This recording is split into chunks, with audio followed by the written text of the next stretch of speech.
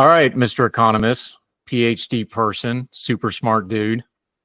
Inflation and high prices can be similar, can be causation and all that good stuff. They do not automatically mean the same thing. Please explain and give 2 examples.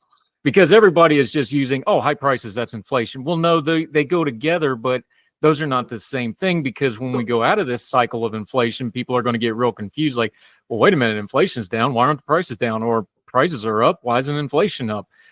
Can you go through this real quick? Because this is systemic. Everybody's doing it. People that know better are doing it. You're seeing people on TV that you know better are doing it.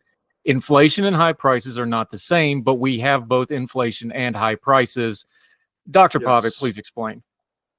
So inflation is a general increase in the price level, right? I think the challenge that you're reflecting here is when folks say, well, housing is expensive. Well, that's not necessarily due to just inflation in housing. That's due to other factors that are creating that high price. High demand, low supply. Classic economics that actually works, that raises prices. That's not inflation in the way that we economists would think about inflation generally.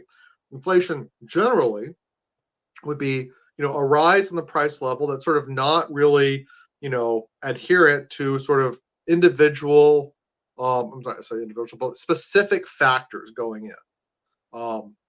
And so, you can have, home prices rising, and that is not necessarily inflation. The other thing is, we also talk about what is the real price, right? So we can sort of separate out what is the real wage.